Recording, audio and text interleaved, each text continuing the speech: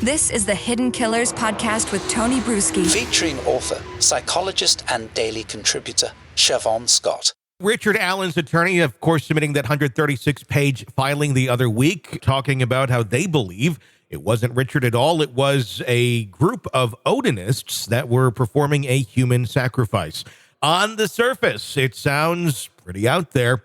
I know you've had a chance to dive into this over the last week since all this dropped. What have you found out, Siobhan, and what are your thoughts now that you've had a chance to absorb what Odinism is and what their claims are? Well, a lot of different ways to look at it. I think overall, we have to realize that Odinism is not structured or organized in any way. There's no specific canon of beliefs, no leaders. They don't have regular, Sunday meetings or any kind of church gatherings or anything like that.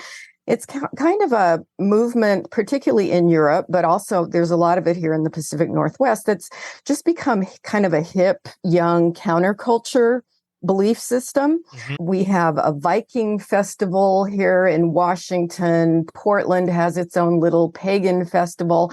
And these are typically people that you would see as, they're called LARPers, live action role players, people who really like to dress up in costumes and watch a lot of Viking shows on TV. So there's zero incidents of any kind of violence or human sacrifice associated with the paganistic or Odinistic groups. There just hasn't been any precedence for it. And it certainly seems a creative way to throw some doubt into the situation. The attorneys did their homework. I mean, they really came up with a rather, what would we say, intensely thought out structure for this alternate plot that they came up with. But it also strikes me as a little hard to believe that a group of adult men, we're not talking, impulsive teenagers, but a group of adult men got together in the middle of an afternoon, decided to take a walk along a rural trail together, and then just happened to come upon two teenage girls and decide to have a ritual murder right there, leave the bodies staged in a way that would lead directly back to their cult, Yeah. It doesn't seem very credible. But as we've said, when allegations are made, when there's weird evidence, you've got to look at everything.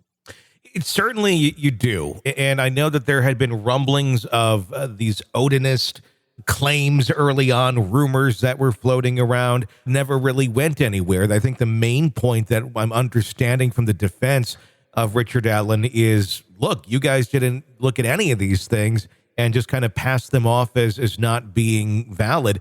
And maybe there is a reason for that. Maybe they are not valid. As you said, there is no precedent for Odinism to be out, groups of people sacrificing other humans in the name of such a religion. So why would it suddenly start here?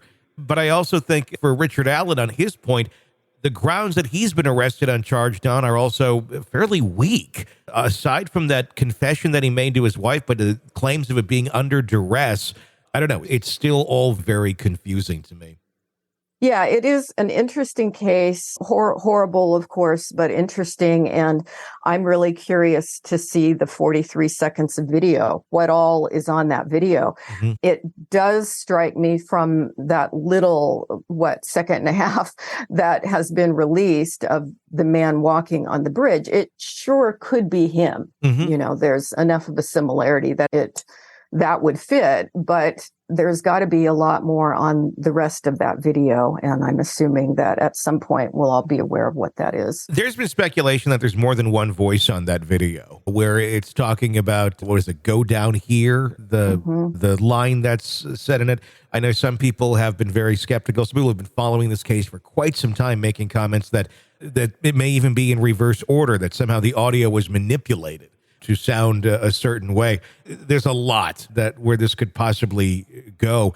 It's interesting how this was presented way before a trial, way before it even starts. It's pretty much like their whole defense layout.